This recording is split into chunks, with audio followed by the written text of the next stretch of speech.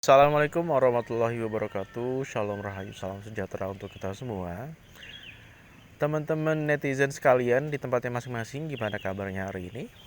Semoga selalu dalam keadaan sehat walafiat dan dalam lindungan serta rahmat Tuhan yang Maha Kuasa. Amin. Ya, dalam momen kali ini izinkan saya memperkenalkan diri. Saya Erwan, pemilik Ora Umum Channel ya. Yang mana di sini kita akan membahas masalah-masalah dan fenomena di kehidupan menurut sudut pandang yang ora umum atau tidak umum ya. Dan kita akan mencoba untuk menggali potensi terpendam manusia ya. Di luar dari apa yang kita pikirkan dan kita ketahui selama ini ya. Misalnya soal logika ya. Ada hal-hal yang bersifat metafisika yang tidak umum ya. Jangan buru-buru dikaitkan dulu dengan klinik-klinik atau goib-goib ya. Memang ini adalah suatu potensi alaminya manusia gitu ya. Sebagai makhluk Tuhan yang sempurna ya. Ciptaan yang sempurna itu kan manusia dibanding makhluk yang lain, benar ya. Nah, dan yang akan mau kita bahas pada pagi ini adalah tentang kekuatan pikiran atau kekuatan rasa ya. Dalam hal mewujudkan keinginan atau realita ya. Jadi kalau teman-teman punya mimpi, punya angan-angan ya, punya pikiran, punya gagasan, punya niat gitu, itu bisa kita wujudkan dalam kenyataannya dengan trik dan cara-cara tertentu pastinya. Dan kita akan mengupas pelan-pelan bagaimana itu caranya ya. Disimak terus ya.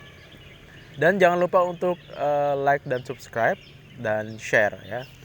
Siapa tahu rekaman ini berguna untuk yang mencari pencerahan, oke?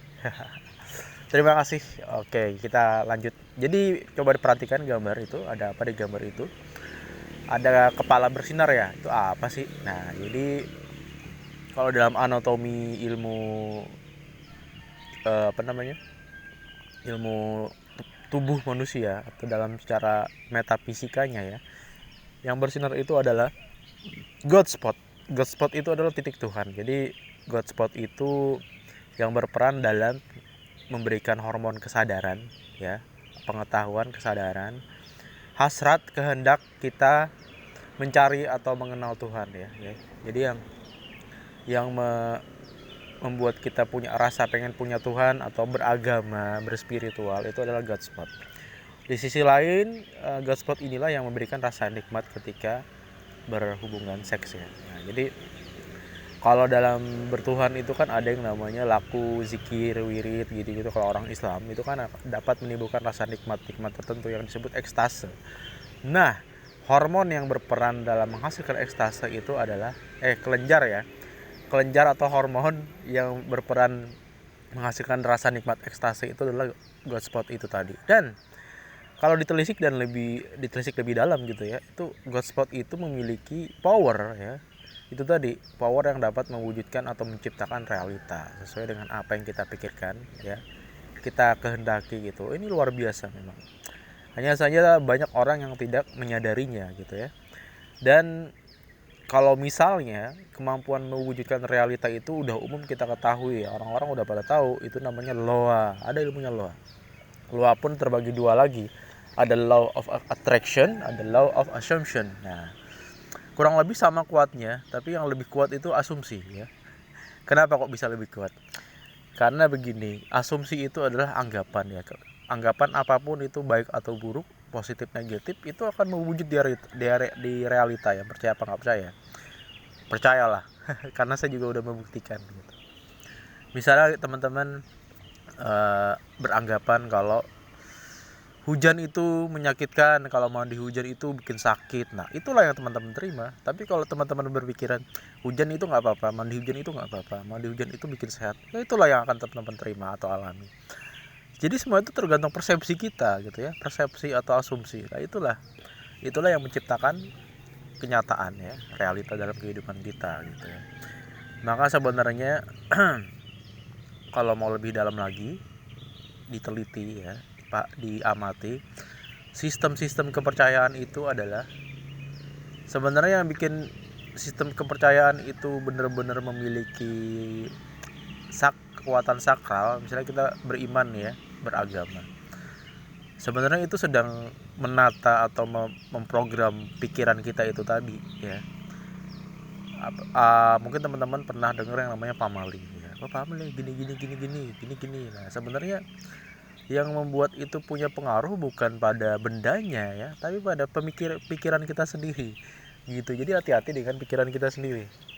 Seumpama kalau tengkurap itu menyumpahi orang tua mati, terus kalau tidur dengan berselimut seluruh tubuh disambar buaya gitu-gitu kan, pamali yang kadang-kadang dipikir-pikir nggak masuk akal ya, tapi karena udah di setting sedemikian rupa dalam alam bawah sadar kita atau dalam pikiran kita, mungkin itu bisa jadi kenyataan. Nah, yang jadi soal itu bukan masalah pamalinya itu apa, tapi yang jadi masalah adalah pemikiran kita ini loh. Hati-hati kalau kita menginstal atau memprogram apapun di kepala kita atau di pikiran kita, jelek atau baik itu bisa jadi kenyataan. Jadi teman-teman harus hati-hati ya, jangan main-main atau jangan ya, ibaratnya hati-hatilah gitu ya. Jadi mulai sekarang yang suka netting misalnya, negative thinking, pikirannya negatif, itu bisa ubah jadi positif. Jadi biar kenyataan yang kita terima itu baik-baik aja semuanya ya. Oke teman-teman ya. Oke. Jadi seumpama teman-teman ingin mendatangkan uang gitu ya. Nah, teman-teman bisa pikirkan kebalikannya. Misalnya teman-teman rasakan teman-teman udah terima uang banyak segepok di tangan gitu ya, atau di rekening ya. Itu diulang-ulang, bukan diulang-ulang sih, dihayati aja, dirasakan nikmatnya bagaimana gitu ya, punya banyak uang, megang uang segepok misalnya, atau kalau inget baunya uang gimana itu dirasakan kembali. Itu rasanya megang uang segepok, rasanya mencium uang, atau rasanya punya uang banyak di rekening. Rasa itu di rewind atau diingat kembali. Nah, percaya atau tidak, itu akan mewujud loh. Bener nggak? Percaya nggak? Cobain aja. Karena saya juga udah membuktikan hal-hal seperti itu. Kalau umpama mau mengulang ya, kenangan manis punya banyak uang misalnya di suatu momen, nah teman-teman bisa mengulang itu gitu kan.